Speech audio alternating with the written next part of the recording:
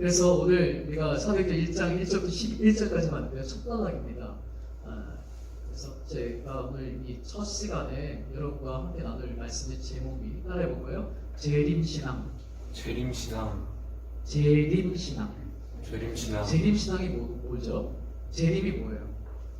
네, 예수님이 다시 오시는 거예요. 다시 제자잖아요. 두 번째 오신다는 거예요. 그러면 첫 번째 오셨을 때가 있다는 거죠. 언제 오셨나요? 예수님이 태어나신, 우리가 잘 아는 성탄절을 통해서 이 땅에 공생애가 사실 그때가 초림이라고 해요. 초림. 하나님의 아들 예수님이 메시아로 이 땅에 오셔서 그 시간들을 복음서가 다루고 있단 말이에요. 그게 초림이에요. 그리고 사도행전으로 넘어오면서 부활하신 예수님께서 40일 동안 이 땅에 계시다가 승천하시면서 사도행전 1장에서 약속을 해요.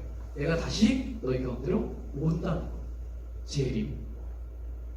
우리가 사는 시대는요, 신약 성경이 기록되고 나서 지금 우리가 2000 몇 년도 살아요? 2020년도, 그죠? AD 2020년이죠. 그냥 계산하기 좋게 BC라는 건 비포 크라이스트, 예수님 오시기 전의 이야기라면 AD는 아도나이 도민고, 예수님이 이 땅에 오신 이후부터의 기록이에요. 따라서 예수님이 오신 이후로부터 지금 2000년이 지난 거죠. 그렇죠? 그런데 AD 100년까지, 약 100년까지 안에 이 나머지 서신서들이 다 기록이 됐는데, 여기 약속이 뭐냐면 예수님이 다시 오신다는 거예요. 우리는 몇 년 삽니까, 여러분? 일반적으로 80년, 요즘 잘 살면 100년, 그래서 살 수 있다고 그러잖아요. 근데 사실은 여러분, 80이 넘으면요, 사람이 건강할까요? 유지하기도 굉장히 힘듭니다. 사는 거라고 말하지만 사실 살아있는 거지 어떤 활동을 하거나 하는 게 너무너무 힘들어요. 그렇다면 그런 짧은 시대를 사는 우리가 사실 주님 다시 오신다고 하니까 우리 머리로 계산을 하면 우리가 살아있을 때 너무 좋잖아요. 그죠? 내가 생생할 때 그래도 이렇게 와가지고 찬양도 하고 예배 드릴 때 주님 딱 오시면 얼마나 멋져요. 근데 안 그럴 수도 있다는 거예요. 이 AD 100년 안에 있던 이 사람들은요, 이 말씀을 듣고 나서 곧 다시 오실 줄 알았어요. 정말. 그리고 뿐만 아니고 우리나라 초대교회 손양원 목사님 이하의 주기철 목사님, 순교사 하시던 그 많은 목사님들, 또 그런 성도들은요, 내일 주님 오실 거라고 믿고 살았다고요. 그래서 항상 자신의 삶을 흐트리지 않고 살았어요. 근데 이게 그들이 세상을 떠난 지도 1000년이 넘고 2000년이 넘어가지고 주님이 예를 들어서 안 왔어요. 그러니까 사람들의 마음이 진짜 주님 오시나? 여러분, 우리에게는 시간이 1000년이 엄청나게 긴 시간이에요. 그죠? 주님께 1000년이 길까요? 네, 성경에 보면 주께는 1000년이 하루 같다고. 그것도 하루의 경적, 어느 지점을 것 같아요. 영원한 삶을 사시는 하나님 앞에 시간의 개념, 그건 아무것도 아니에요. 시간도 피조물이거든요. 우리나 문제가 되지 하나님에게는 아무 문제가 안 돼요. 그런 의미에서 우리는 그분을 믿고 기대하면서 기다리는 건 내가 살아가는 그 순간순간을 기다리는 거죠. 나 당대에 주님이 안 오실 수도 있을 거예요. 그러나 그 믿음으로 산 사람들은 종말이 두 가지인데, 하나는 우주적인 종말이라 주님이 이 땅에 재림하시는 것이고, 또 하나는 내가 그분 앞에 가는 거예요. 나의 개인의 종말, 죽는 거죠. 어떤 것을 맞이한다 할지라도 내가 그 믿음을 지켰기 때문에 그분 앞에 이르게 되는 거죠. 그런데 믿음을 버리면, 믿음으로 살지 않다면 내가 그분 앞에 갈 수 없을 수도 있다는 사실을 기억해야 돼요. 오늘 우리가 재림신앙을 가져야 된다라고 오늘 성경 분명히 이야기하는데, 더더구나 지금 우리 시대는 정말 우리가 경각심을 가져야 합니다. 제가 1992년, 제가 신학을 하기 바로 직전, 제가 93년도에 신학교를 입학하게 돼요. 92년도 제가 10월 28일 한참 다미선교회라는 그 선교회에서 다가오는 미래를 준비하는 선교회였어요. 그래서 다가오는 미래가 뭐냐면 주님의 재림이었어요. 그 사람들이 계산을 해보니까 1992년 10월 28일 날 예수님이 재림하는 날이 된 거예요. 그래서 그날을 바라보고 그들이 정말 열정적으로 기도하고 사모하면서 자신이 이 세상에서 모아두던 모든 재물, 어떤 것도 다 포기하고, 학생들 학교도 안 가고, 직장 안 가고, 주부도 집 돌아볼 필요 없이 진짜 주님 기다리면서 열광적으로 예배하고 찬양했는데, 주님이 오셨을까요? 안 오셨을까요? 안 오셔버렸어요. 이게 어떤 문제가 생겼냐면요, 그 사람들은 우리가 사실은 정상적인 신앙생활을 하는 사람들은요, 문제 있다. 왜? 성경이 그날과 그 시일을 아무도 모른다고 그랬어요. 아들도 모르고 아버지만 안다. 이 말은요, 아들이 모른다는 얘기가 아닙니다. 아들이 권한이 없다는 거예요. 누가 권한이 있다는 거예요? 아버지가. 하나님 아버지가 종말의 때를 정하시는 거예요. 그러면 그분 안에만 있는 그것을 그들이 알았다는 거죠. 그리고 외쳐대요. 거짓말이라는 거 아니죠. 그런데도 사람들의 심리에는요, 너무 열광적으로 하니까 혹시라도 예수 보시면 어떡하지? 우리는 준비도 안 하고 있는데 저들은 너무 열심히 준비하잖아. 근데 불발됐어요. 그러니까 두 가지 양상인 거죠. 봐라, 말도 안 되는 소리다. 무슨 주님이 재림하시는데 그날과 같이는 알 수 없다 그러는데 그날을 지정해놓고 저렇게 발광을 하느냐. 세상 사람도 욕했습니다. 기독교인들도 이거 옳지 않다 했어요. 그런데 그리고 나니까 마음 안에 새로운 마음이 떠오르고 나도 모르게 이 안에 이렇게 돌아오는 게 있어. 뭐가 있냐면 종말을 이야기하거나 예수님의 재림을 이야기하면 그때가 떠오르는 거예요. 그러면서 긍정적인 메시지가 올까요? 부정적인 메시지가 올까요? 마음 안에 부정적인 메시지. 종말을 말한다. 정말 이렇게 말하면 안 되잖아. 그날과 같이 알 수 없잖아. 이런 거죠. 그런데 알 수 없지만 종말은 있어요, 없어요? 있어요. 왜? 주님이 약속하셨어요. 11절 같이 해봅시다. 1장 11절 말씀 다 같이 시작. 이르되 갈릴리 사람들아 어찌하여 서서 하늘을 쳐다보느냐. 너희 가운데서 하늘로 올려지신 이 예수는 하늘로 가심을 본 그대로 오시리라 하였느니라. 아멘. 이건 하나님의 말씀입니다. 그죠? 이것은 사람이 기록했지만 하나님의 말씀이에요. 그러면 우리는 성경을 기준으로 신앙생활하는 사람들이에요. 우리가 때로는 존경하는 사람을 만날 수 있고요. 나보다 훨씬 탁월한 사람들을 통해서 지식과 지혜를 얻을 수 있습니다. 그러나 그것보다 더 3위 레벨이 있는 게 뭐냐면 하나님 말씀이에요.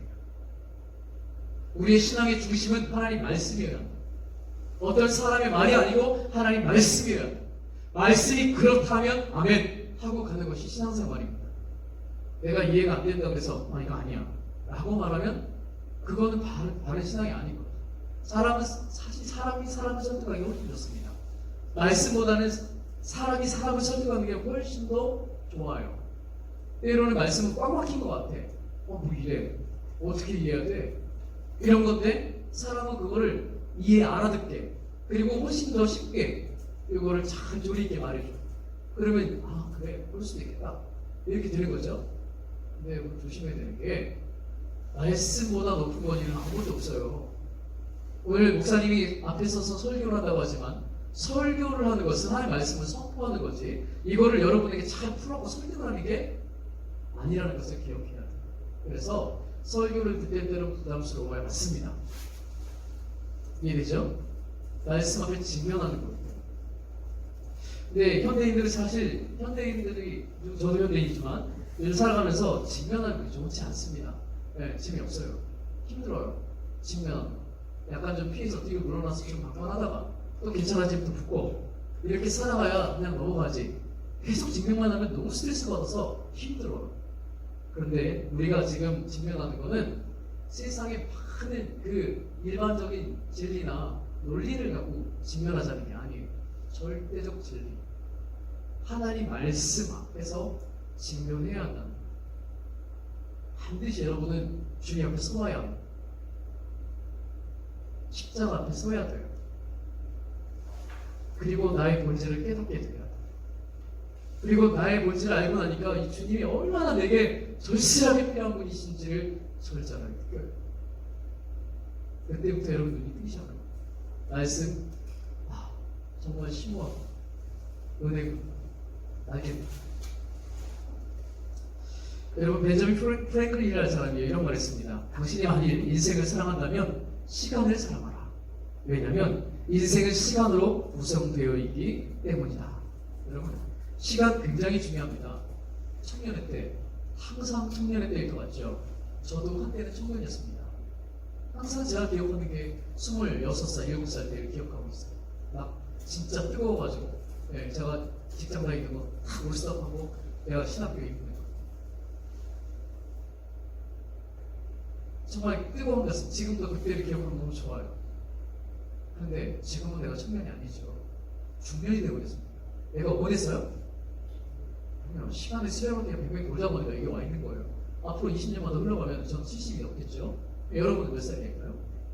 여러분이 중년이 되겠죠. 그때는. 그죠? 시간은 정말 소중해요. 왜? 내가 지나온 그 모든 시간들이 결국 내 인생을 말해주기 때문에, 내가 어떤 사람이 될 것인지 어떻게 살 것인지를 결정하기 때문에 시간은 정말 소중하게 여겨야 됩니다. 그것은 오늘 성경이 이야기를 해요. 에베소 5장 16절 18절 말씀에 우리 성도들에게 경고해요. 세월을 아껴라. 때가 악하니라. 그러므로 어리석은 자가 되지 말고 오직 주의 뜻이 무엇인가 이해하라. 술 취하지 말라. 이는 방탕한 것이니 오직 성령의 충만함을 하라. 술 취하지 말아라. 방탕한 것이다. 오직 성령의 충만을 받아라. 자, 여러분, 술 취한다는 것은 단순히 알코올을 먹은 걸 마음 갖고 얘기하는 게 아니에요. 술이라고 말할 때 이것은 성령과 대치되는 거죠. 하나님의 영으로 충만해지면 하나님 나라에 대한 관심이 커지고 하나님의 뜻을 밝히 알게 되는데, 그에 반해서 다른 무언가에 취하기 시작하면 하나님의 뜻을 알 수 없고 천국에 대한 관심이 사라지고 세상과 이곳에서의 쾌락과 눈에 보여지는 것만을 더 추구하게 되더라는 거죠. 그 모든 것들을 다 조심하라. 근데 그것을 무엇을 갖고 하냐면 여러분이 시간을 갖고 한다는 거예요. 이 주말에 있는 이 시간에 우리가 하나님께 경건하게 예배할 수도 있겠지만, 여러분 이 시간에 다른 데 가서 다른 거 할 수도 있습니다. 왜? 각 개인에게 자리가 있는 거예요. 그러나 성경은 우리에게 분명히 말하기를 시간을 올바르게 쓰라는 거예요. 성도는 하나님 믿으며 예수 말씀에 순종하는 시간을 사용해야 돼요. 그렇게 살아야 합니다. 하나님의 거룩한 자녀로 이 세상을 사는 사람이라면 마음속에 항상 질문이 있어야 되는데, 뭐냐면 나는 지금 어디에 마음을 쏟고 있는가? 나는 내 시간을 가장 많이 어디다 투자하고 있는가? 여기에 대한 질문이 있고 그것에 대한 답이 있어요. 어떤 목사님이 우연히 오토바이 타고 지나간 한 청년을 보게 됐습니다. 가죽 점퍼에, 검정 가죽 점퍼에 정말 멋지게 차려입고 오토바이를 쫙 타고 가는 청년이 지나가는데, 오토바이 뒤에 뭐라고 써있냐면 죄의 의식 따위는 깔아 뭉개버려라, 이렇게 써있는 거예요. 죄의 의식 따위는 깔아 뭉개버려라. 굉장히 멋있어 보이죠. 여러분, 죄의식이 없어지는 거, 다시 말하면 양심이 안 움직이는 거, 그게 축복일까요? 여러분, 혹시 양심이 여러분의 편이라고 생각하십니까? 어떤 분이 그런 얘기 했어요. 학자들이 양심은 유일하게 지금 우리가 병들었는데, 하나님으로부터 떠나 있는 인간에게 유일하게 남아있는 하나님의 형상 하나를 찾아라 그러면 양심이 우리를 편을 안 들어줘. 잘못하면 두둑두둑 떨리고 죄의식에 눌리고, 그래서 찾아 뭔가를. 말씀을 듣다 보면요, 말씀이 우리의 양심을 찌를 때도 있습니다. 괴롭죠. 그럼 자꾸 재밌는 얘기만 해주면 얼마나 좋겠냐. 그런데 말씀 양심을 자꾸 크게 파요. 듣기가 힘들어. 그래서 양심을 무시하고 그냥 살게 돼요. 근데 성경에 뭐라고 되어 있는지 아세요? 그런 사람들, 양심에 화인을 맞은 사람이에요. 화인이라는 건 불로 지져버린다는 거예요. 움직이지 않게. 그런 사람들의 결말은 뭐냐? 다 지옥으로 가요. 죄의 의식을 느낀다는 건요, 죄에 대한 깨달음, 또 괴로움이 있기 때문에 그 일말에 희망이 있는 사람이에요. 이 죄를 어떻게 하면 용서받을 수 있을지 자꾸 찾게 되거든요. 외로우니까. 그런데 죄의식이 사라져버리면 그것마저도 없는 거예요. 사람 죽이고도 웃고 장난치고 거기서 먹을 거 다 먹고, 네? 농담 다 하고 아무 문제가 없는 거죠. 집에 가서 잠자자고 생활 아무 문제 없이 하고. 굉장히 강심장인 것 같지만 어려진 자입니다. 성경대로라면 어려진 자. 돌아올 수 있는 기회가 없는 사람, 100% 제거한 사람. 베르트 앙스트라는 사람이 유명한 말을 했습니다. 이런 얘기를 했는데요. 사람들의 마음에 하나님을 두려워하는 것이 죽어버렸다. 그러나 새로운 두려움이 그 자리를 차지했다. 바로 모든 것을 두려워하는 것보다. 하나님을 두려워하는 것을 우리는 성경에서 경외한다 그래. 경외한다. 그런데 하나님을 경외하는 경외심이 사라지고 나니까 그럼 세상에 두려움이 없다고 생각했어요. 근데 모든 게 두려워. 그냥 지나가는 개도 두렵고요. 하늘에서 천둥번쩍도 두렵고요. 그냥 모든 게 다 두려워. 살아갈 수가 없어.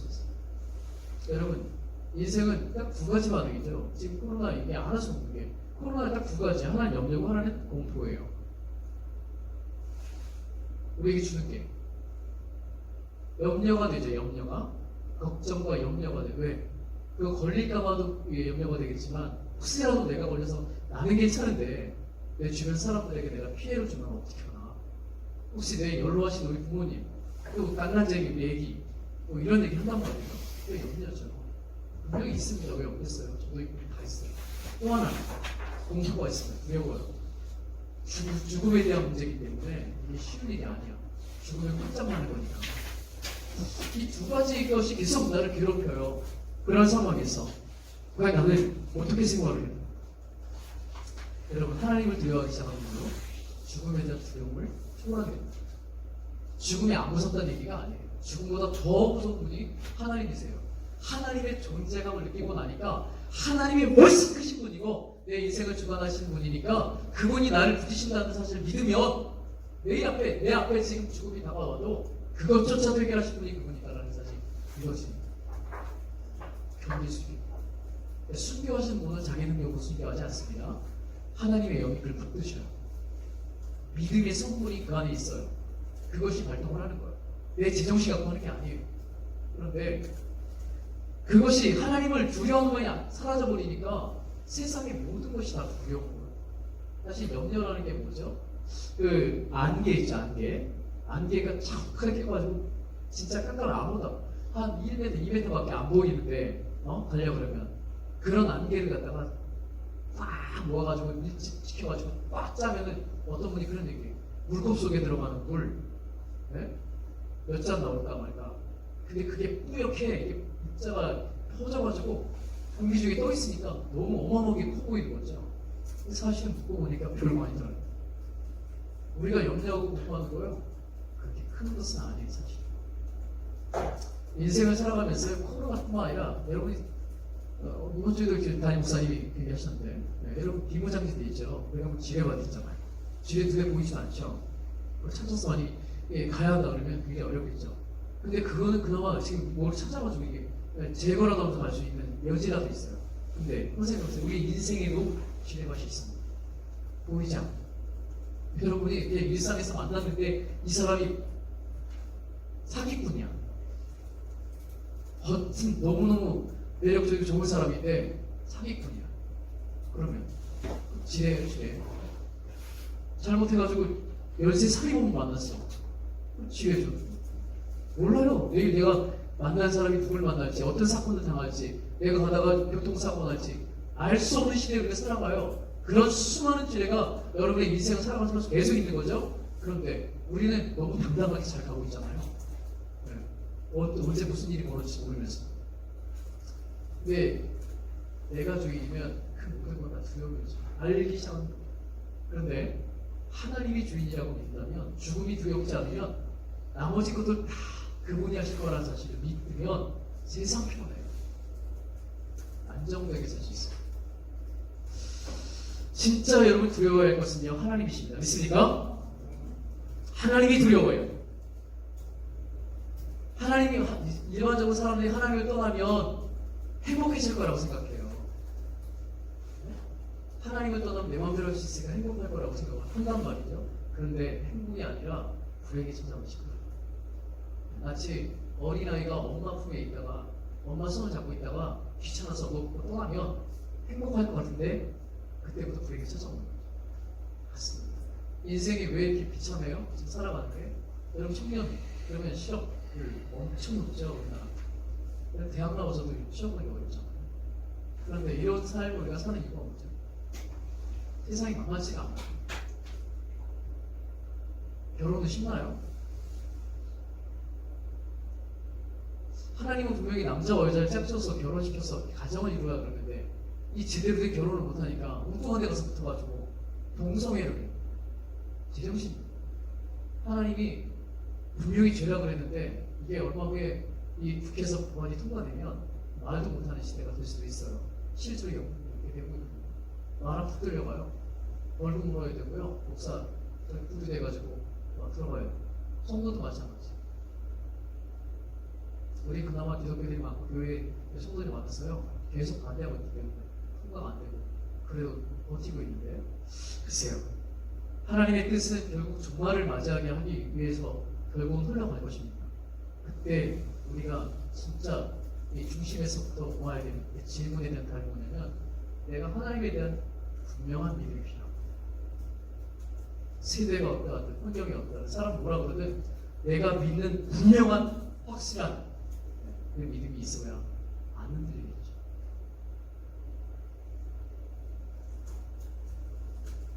교회 다니면서 모든 성도가 그런 건 아니겠지만 상당수의 사람들은요 마음을 갖다가 세상에 빼앗기고 사는 사람들이 적지 않습니다. 그래서 내일 주님 오신다 그러면 기뻐하는 사람보다 부담스러워하는 사람이 더 있어요. 실제로 교회 잘 다니는 분들도 뭐 왜 그럴까요? 주님이 내일 오시면 내가 어디 간다는 거예요? 그렇죠. 내가 믿음으로 살아가면 천국 가는 거잖아요. 천국이 더 좋아요? 여기가 더 좋아요? 그런데 왜 천국 오고 싶어요? 여기 있고 싶어요? 여기 있고 싶어요? 이게 우리라니까요. 근데 주님은 뭐라 그래? 재림신앙. 주님이 곧 다시 온다는 사실을 기억하라. 여러분, 교회가 힘이 없을 때, 세상에서 사람들에게 손가락질 당할 때, 여러분 그때의 모습 보면 교회의 정체성을 잃었을 거예요. 교회의 정체성은 크게 두 가지를 말할 수 있어요. 첫째는 예배입니다. 예배가 살아있어야. 예배는 사람들과 구별됨이에요. 세상 사람들과 우리와의 구별됨. 세상 사람들은 토요일은 반공이에요. 절반을 노는 날이라고 생각해요. 주일은 온공이에요. 하루 종일 놀아도 되는 날이라고 표현이 됩니다. 우리 뭐예요? 예배 드리러 와요. 피곤해요? 좋아요. 피곤하기도 하고 좋기도 하고 솔직한 표현입니다. 그런데 여러분 육신은 놀아서 좋은지 모르겠는데 영혼은 세상에 완전 유린돼서 쾌락 가운데 빠져 사는 사람들이 적지 않습니다. 자, 여러분 교회는 교회로서의 사명을 감당하며 살아남아야 되는데 첫째는 예배라고 했어요. 예배는요 놓치면 안 되는 거예요. 코로나가 뭐가 와도 예배 드리는 삶을 놓치면 안 돼요. 심지어 우리가 영상 예배에도요 예배 자리에 서서 영상을 보고 예배하더라도 중심을 가지고 하는 게 예배하자. 그 예배자가 진짜 예배자인 거예요. 거꾸로 말해서 이렇게 예배당에 와서 예배하지만 중심을 들이지 않는 예배자는 예배자가 아닌 거죠. 그럼 거기에 있기 때문에 예배자입니까? 아니요. 하나님. 믿음으로 드리는 자가 예배자. 그러니까 사실은 우리는 그런 시대를 맞이했습니다. 진짜 우리가 흔들림 없이 예배하는 삶을 살아야 돼요.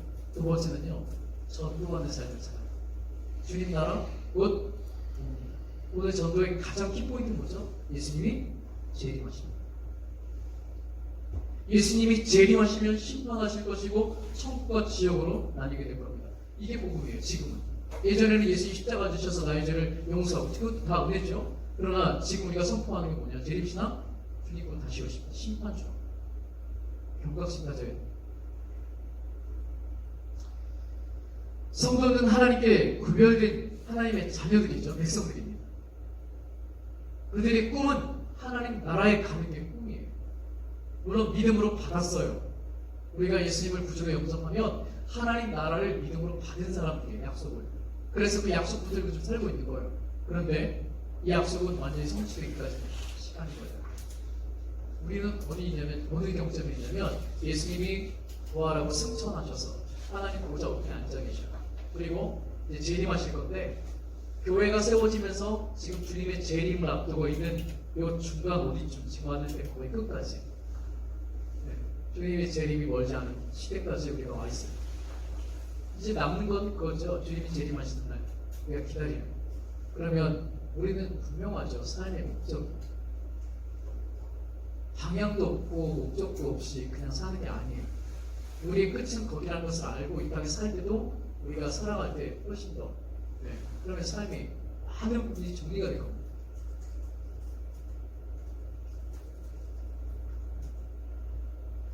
주님이 마지막 가시면서 제자들에게 남기신 말씀, 그 전에도 말씀했지만 1장 3절을 볼까요? 1장 3절. 그 주제가 뭐였나? 1장 3절 그가 시작. 그가 고난 받으신 후에 또한 그들에게 확실한 많은 증거로 신이 살아계심을 나타내사 40일 동안 그들에게 보이시며 하나님 나라의 일을 말씀하시니라. 아멘. 무엇에 대해서 말씀했다고요? 하나님 나라.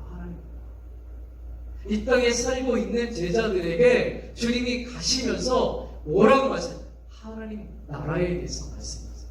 그러면 그들은 뭘 두고 생각하면, 뭘 생각하면서 살아야 되는 거예요? 하나님 나라를 생각하면서 살아가는 거예요. 오늘 우리도 마찬가지예요. 그러면 하나님 나라는 언제부터 시작됐을까요? 하나님 나라는 언제부터 시작됐을까요? 한번 1절 읽어보세요. 시작. 데오빌로여, 내가 먼저 쓴 글에는 무릇 예수께서 행하시며 가르치시기를 시작하신부터 이렇게 있죠. 여기 보니까 예수께서 행하시며 가르치기를 시작하신부터 라고 되어 있죠. 시작. 하나님의 나라는 언제부터냐면 주님이 이 땅에 재림하셔서 공생애를 시작하시면서 하나님 나라 말씀 처음에 선포됐던 게 뭐냐면 회개하라 천국이 가까웠느니라. 하나님 나라를 선포하셨어요. 그리고 주님이 가시면서 비유나 또 여러 가지 사건들을 통해서 지속적으로 하나님 나라를 말씀하셨어요. 그들을 신뢰해요. 그리고 지금 하나님 나라를 향해서 가고 있죠. 그러면 하나님 나라는 어떻게 진행되는가? 1장 8절입니다. 이것도 한번 읽어볼까요? 어떻게 진행이 될지 하나님 나라가 시작. 오직 성령이 너희에게 임하시면 너희가 권능을 받고 예루살렘과 온 유대와 사마리아와 땅끝까지 이르러 내 증인이 되리라 하시니라. 아멘. 여기 보면 이제 하나님 나라가 어떻게 확장될지를 말씀하세요. 사실 하나님 나라는 이미 제자들 안에 새겨졌습니다. 12명의 제자를 부르셔서 3년 6개월 공생했던 동안에 정말 주님이 그들과 먹고 마시고 잠자고 때로는 고난도 당하시면서 모든 걸 다 가르쳤어요. 그 씨앗을 누구에게 뿌렸냐면 제자들에게 뿌린 거예요. 주님이. 그리고 주님은 승천하셨죠. 그리고 이제 약속하기를 너희가 예루살렘을 떠나지 말아라. 몇 날이 못 되어서 아버지께서 약속하신 성령, 또 다른 보혜사 성령이 너희 가운데 오실 건데 그 성령이 너희 안에 임하시면 너희가 이러이러한 일을 하게 될 것이고 그것이 하나님 나라의 확산이라는 것을 가르쳐 주십니다. 이 말씀 받을 때 제자들은 아직 우리 모릅니다. 뭔지 몰라요. 그냥 감람산에 가서 그냥 주님 승천하실 때 무슨 밥으로 먹는 이지 그 다음에 어떤 상황이 벌어질지 몰라요. 그러나 약속은 뭐냐면 예루살렘 떠나지 말라는 거예요. 그래서 열흘일지도 몰랐습니다. 오순절날 성령이 강림하여 이제 우리가 쌓이는 나머지 이제 보면 알겠지만 2장에서 오순절인데 40일 예수님이 부활하시고 나서 40일 동안 세상에 계셨고 승천하신 후에 열흘 후에가 오순절이에요. 50일 되는 날이란 말이에요. 그때 성령이 강림하세요. 그러니까 열흘 동안을 기다려야 했던 거죠. 그때 기다렸어요. 그리고 성령이 임하시니까 변화가 일어나요. 이거는 지금까지 그들이 어떤 랍비를 통해서 배운 지식이 아니고 경험한 것들이 아니에요. 완전 색다른 경우. 그 성령의 열매로 세워진 게 뭐냐? 부자로 교회입니다. 하나님의 교회. 교회는 성령의 강림과 함께 세워진 이 땅의 하나님의 아주 중요한 공동체요 생명의 기반입니다. 그 교회가 세워져서 지금까지 우리까지 온 거예요. 주님 다시 오시는 그날까지도 교회를 존속할 것이고 이 교회가 주님을 맞이할 것입니다. 그래서 전도와 선교는 교회가 반드시 해야 되는 사명인 거예요. 지금도 주님을 찾아야 할 사람은 구원받을 수 있습니다. 그리고 이제 중요한 거 이렇게 진행되면서 결국 완성을 바라봐야죠. 하나님 나라 완성이 언제 되느냐? 오늘 11절 말씀 다시 한번 읽어보세요. 11절 시작. 이르되 갈릴리 사람들아 어찌하여 서서 하늘을 쳐다보느냐? 너희 가운데서 하늘로 올려지신 이 예수는 하늘로 가심을 본 그대로 너희에게 오시리라 하셨느니라. 하늘로 가심을 본 그대로 오시리라. 주님이 다시 오시는 거죠. 재림 예수는 초림에 오신 예수님이 오셔야 되는 겁니다. 바뀌어서 온 거 아니에요. 거짓말입니다. 예수의 영이 이만희에게 임해서 왔대. 거짓말이에요. 주님이 가셨으면 주님이 오셔야 되는 거예요. 그러면 본 그대로 가셔야 되니까 오셔야 되니까 가실 때 구름 속으로 올라가셨잖아요. 순수하시죠. 그럼 구름 속에 내려오셔야죠. 이 땅에 지금 현존하는 모든 재림 예수가 하늘에서 내려왔나요? 그들의 엄마가 있어요. 아빠가 있고 다 사람 거짓말. 그래서 우리가 재림 예수 믿으면 안 됩니다. 성경대로 믿어요. 근데 주님 반드시 오신다고 해요. 하나님 나라가 완성은 언제 되냐면 주님 이 땅에 재림하시면 그분이 심판을 하세요. 심판은 두 가지 의미가 있어요. 하나는 상을 줘요. 심판이라는 상을 준다는 거예요. 잘했다는 건 칭찬하는 거죠. 두 번째 의미는 못한 사람에게 벌을 주는 거죠. 그래서 천국과 지옥으로 나누는 게 심판이에요. 심판을 막연하게 두려워하면 안 돼요. 심판은 누가 두려운 거냐면 죄인들이 두려워하는 거지. 의인이 왜 심판을 두려워합니까? 주님을 맞이하는 거니까 당연히 기뻐해야지. 그날 비로소 내가 지금까지 믿음으로 살려고 그 몸부림쳤던 것들이 주님께서 나를 위로해 주시고 격려해 주시고 칭찬해 주시는 날인데 그날이 두려워요? 여러분 예수 재림하는 게 두려운 것은 진짜 속는 거. 내가 예수 재림을 믿었다면 주님 오시고 있어요. 요한계시록 22장 끝에 제일 끝에 뭐예요? 아멘 주 예수여 어서 오시옵소서. 뭐라 그래요? 마라나타. 주 예수여 어서 오시옵소서. 이게 마라나타잖아. 우리는 그분을 기다리는 사람. 두려운 존재가 아니에요. 따라서 하나님 나라 이 땅의 완성은 주님의 재림을 통해서입니다. 그러면 그 사이에 우리가 껴있단 말이죠. 그런데 최근 우리는 지금 어느 정도 잦아들었던 이 코로나19가 부천 땅에 확산되고 있죠.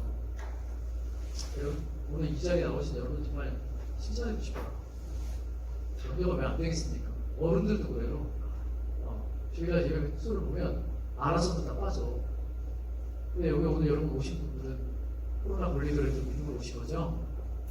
코로나 걸리지 않을 것을 믿고 오신 거죠? 그죠? 감사해요. 여러분 안 오시면 저 혼자 설교해야 되죠. 여러분 와서 감사한데 어쨌든 중요한 거 이런 상황들이 앞으로 벌어지지 않지라도 우리가 하나님 나라를 믿는다고요. 정말은요 주님이 정하시는 거 실제로 개인의 정말도 마찬가지예요. 내가 살고 죽는 것은 주님의 뜻에 있습니다. 주님의 뜻 가운데 들어있는 거지 내가 죽고 싶다고 죽어지는 거고 죽기 싫다고 안 죽는 것도 아니에요. 그렇다면 오늘 우리가 믿음으로 살아야 됩니다.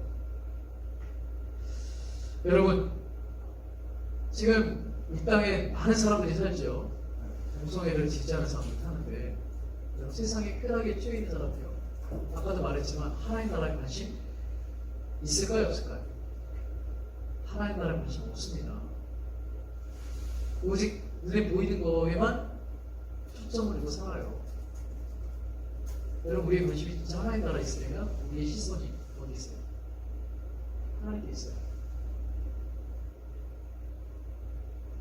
마태복음 14장 14절 말씀입니다. 이 천국 복음이 모든 민족에게 증언되기 위하여 온 세상에 전파되리니 그제야 끝이 오리라.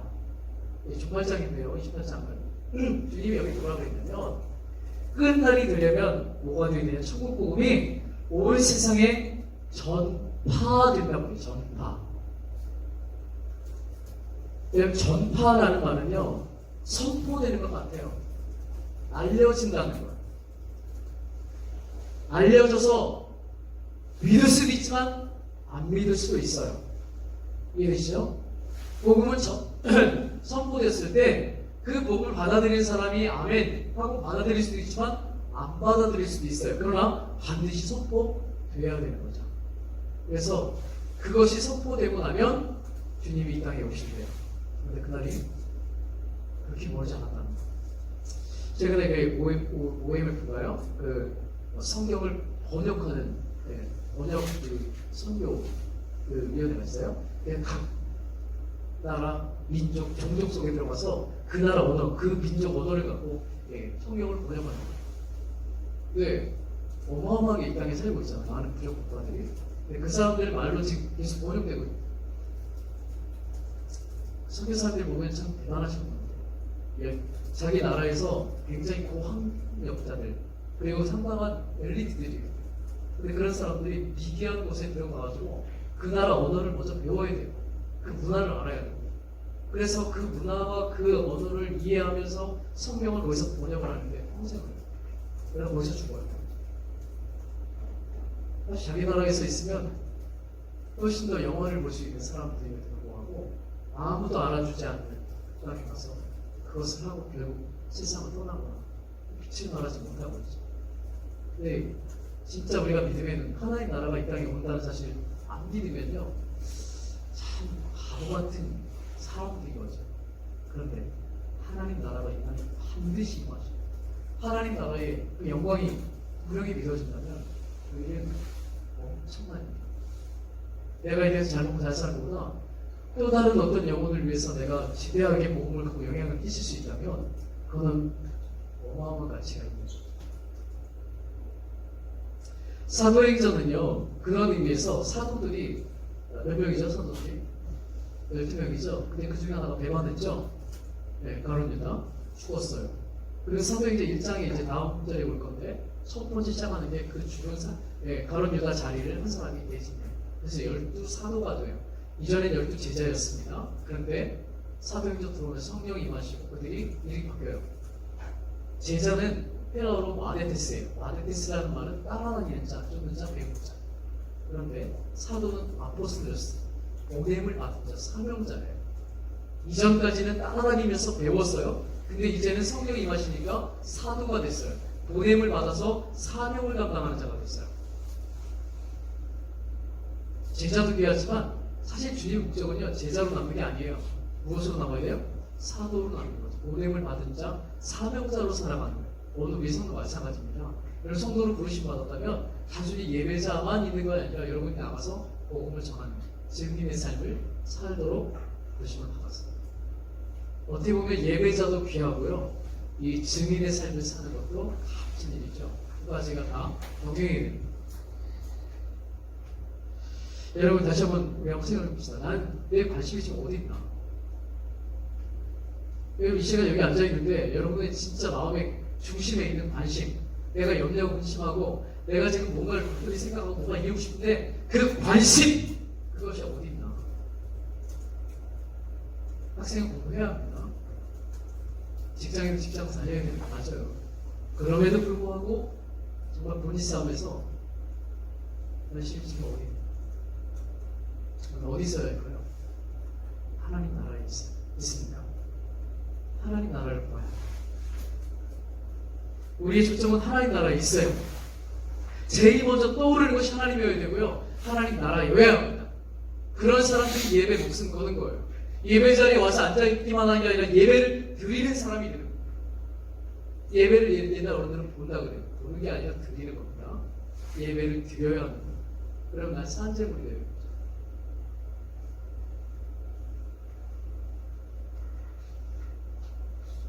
예배 드리는 자는요, 뿐만 아니라 나가서 전도하는 자가 돼야 합니다.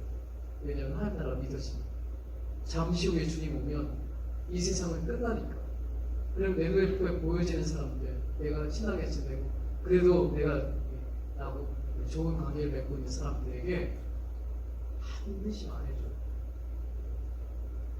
단순히 얄팍하게 우리 교회 청년 하나 늘리려고 하는 게 아니라 하나님 나라가 있고 심판이 있고 주님의 재림이 있다는 사실을 알려줘야 합니다.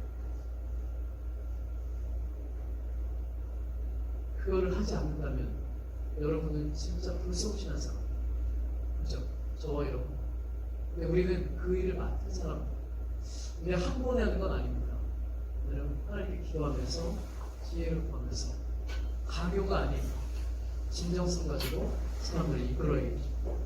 주님이 교회에게 주신 선물, 여러분에게 주신 선물 세 가지만 말씀드리고 다시 정리합니다. 첫째 우리에게 주신 것은 예수님의 이름의 권세입니다. 예수님의 이름으로 기도하게 하셨죠. 예수님의 이름으로 여러분이 명하면 하나님이 들으신다고 말씀하셨어요. 여러분 예수님의 이름은 엄청난 권세입니다. 마귀도 쫓겨나요. 사탄을 무엇으로 이길 수 있습니까? 우리의 능력으로요? 아니요. 예수 이름의 권세로 이깁니다. 영적인 존재를 대적할 때 예수 이름의 권세가 얼마나 탁월한 능력인지 알게 돼요. 두 번째 주신 능력이 뭐냐? 성령의 권능입니다. 성령의 권능. 그거는 사도들이야 가지고 있다고요? 아니요. 물론 우리가 죽은 자를 일으키고 막 병든 자를 막 빨딱빨딱 일으키고 이런 일을 할 수 있는 것도 있지만 못할 수도 있어요. 그런 것들 이전에 성령이 우리를 통해서 얼마든지 일하신다는 나타내셔요. 지혜도 주시고 또 우리의 삶 속에 여러분의 입술도 사용하시고요. 여러분의 행동도 사용하세요. 간증은 누가요? 그렇게 쓰임 받는 사람이 하는 거예요. 근데 우리는 모두가 다 똑같습니다. 직분의 차이뿐이지 하나님의 영이 여러분 안에 있잖아요. 예수의 영접하면 성령의 영광을 주시죠. 이 성령께 얼마나 우리 자신을 내어드리고 순종하느냐에 따라서 우리가 쓰임받는 그 척도가 놀랍게 달라져요. 문제는 우리가 순종을 잘 안 해요. 내 머리와 하나님 말씀이 계속 싸워. 그래서 이성대로만 살죠. 믿음으로 살아요. 믿음으로 살아요. 같은 행동을 같이 하고 있어도 믿음으로 하는 것과 이성으로 하는 것은 천지차이에요. 그래서 항상 믿음으로 살아야 된다는 것. 그게 성령의 권능으로 살아가는 사람의 삶이라는 것. 마지막으로 하나 더 말씀드리면 하나님 우리에게 꿈과 환상을 주셨어요. 꿈과 환상, 비전. 우리 비전이 있어요. 남들이 다 보는 게 비전이 아니에요. 하나님께서 우리에게 보여주시는 게 비전이에요. 내가 보고 싶은 거 보는 게 비전이 아니고 하나님이 나에게 보게 하시는 게 비전이에요. 그래서 비전은 발견되어야 되는데 내가 고민해서 발견되는 게 아니고 기도함으로 발견돼요. 하나님, 나를 어디에 쓰시고 하나님 내가 무엇을 했어? 나는 어떻게 살아야 물어요. 성령이 깨닫게 하시고 비전을 보이세요. 똑같이 의사 역할을 하는 사람도요. 비전이 있는 사람, 비전 없는 사람이 차이가 어마어마해요. 여러분 의사 왜 되려고 그러죠? 의대 나오면 뭐가 좋죠? 왜 많은 사람들이 의대를 간다고 생각해요? 가장 기본적으로 돈 많이 벌잖아요. 사람들한테 혹시 사람 살리려고요? 아주 좋은 의사, 비전 있는 사람. 근데 그렇지 않은 사람들이 훨씬 더 많다는 사실 아십니까? 의대 왜 가요? 돈 많이 벌어요. 각광 받는 직업. 요즘 대학생들 과 정하는 거 거의 그렇게 해서 모여가는 거 아닌가요? 인기 없는 과, 돈 많이 못 버는 과, 공사만 열심히 해야 되는 과. 사람들 안 가요. 돈 많이 벌고 사람들 인정해주는 과. 예? 사람들이 몰려요. 생각이 뭐예요? 이 세상이에요. 이 세상이 전부니까 거기에 몰리는 거예요. 근데 비전을 발견한 사람은 거기에 들어가서는 달라요. 돈이 멀어지겠죠? 돈이 목적은 아니게. 진짜 돈도 내어볼 수 있는 사람이에요. 그게 다른 비전을 가진 사람. 우리가 기독인이라면 이게 있어야 돼요. 우리 윤택하지 말라는 거 아니고요. 부자 되지 말라는 거 아니에요. 그러나 하나님 앞에서 내가 왜 사는지, 무엇을 위해 사는지 명확하게 알아야 내용을 수 있어요. 제가 오늘 여기서 밥 먹으면서 그 얘기했는데 제가 그렇더라고요. 오늘 평상시에 약 100만 원씩 갖고 다녔으면 돈 쓸 줄 알 텐데 수중에 때로는 5만 원도, 5만 원도 없을 때가 많아요. 그러다 보니까 어쩌다 10만 원 들어오면요, 이게 쓸 데가 없어. 여러분 이제 돈 많이 쓴 사람은 모르겠지만, 근데 10만 원도 쓸 데가 없더라고요. 그래서 거의 허무하거나 그렇게 쓰게 되는데 자녀를 주고 나를 위해서 별로 안 써지더라고요. 근데 만약에 나를 위해 쓴다 그러면 물론 좋은 거 살 수 있을 거예요. 그런데 10만 원은 어떻게 쓸 수 있겠어요? 근데 한번 생각해보세요. 1000만 원 들어왔어. 그럼 어떻게 써야 돼요? 여러분도 어떻게 쓸 거야? 난 상상이 안 돼. 1000만 원 갖고 뭐 하지? 그거 불안해. 어차 둘 데도 없을 것 같아. 근데 생각해보니까요, 1000만 원을 쓰는 사람은요, 생각이 달라야 돼. 10만 원 쓰는 사람은 자기 자신을 위해 써도 돼요. 그러나 1000만 원 쓰는 사람은 자기 자신을 위해 쓰는 게 아니에요. 다른 사람이 흘려버리고. 그 사람이 돈을 다룰 줄 아는 사람이에요. 근데 대다수 사람들은 그렇지 않습니다. 자기가 가지고. 그래서 세상이 어려운 거예요. 이전 있는 사람들은 하나님 나라 보니까 그걸 내어놓는 거예요. 말씀을 정리하겠습니다. 여러분, 그 사도행전을 1장을 시작하면서요. 주님이 약속하신 성령 이 땅에 오시고 성령을 받고 나니까 하나님 나라가 확장되는데 하나님 나라 완성을 11절에서 뭐라 그러냐면 주님이 이 땅에 재림으로 끝낸다는 거예요. 그러면 우리는 지금 뭘 기다리냐면 재림을 기다려요. 주님의 재림. 우리 찬양하는 거, 예배하는 거, 또 일상생활 속에 살아가는 거, 이 재림을 기다리면서 하는 거예요. 따라서 이 땅이 전부가 아니라 사실을 항상 염두에 둬요. 예배하는 것 단순히 종교에 행하는 거 아니고요. 그분의 나라 임할 것을 믿고 가는 거. 그러면 삶의 중심이 내가 돼서 안 돼. 내 인생 내 마음대로 사는 거 아닙니다. 주님의 뜻대로 사는 게 요런 거예요. 그래요. 그분의 나라에 들어서 우리가 누리려고 하는 거는요. 우리가 생각하는 걸 훨씬 더 고마워합니다. 우리는 감히 상상도 못하고 하나님이 엄청난 걸 예배하고 계셔. 이 땅에 잠깐 누리는 쾌락과 이 내 육신의 생각들 사랑하고 비교할 수 없습니다. 그래서 하나님 나라를 기억하고 사는 것, 이것이 진짜 지혜임을 우리 모두가 잘 알 수 있길 주님을 축복합니다.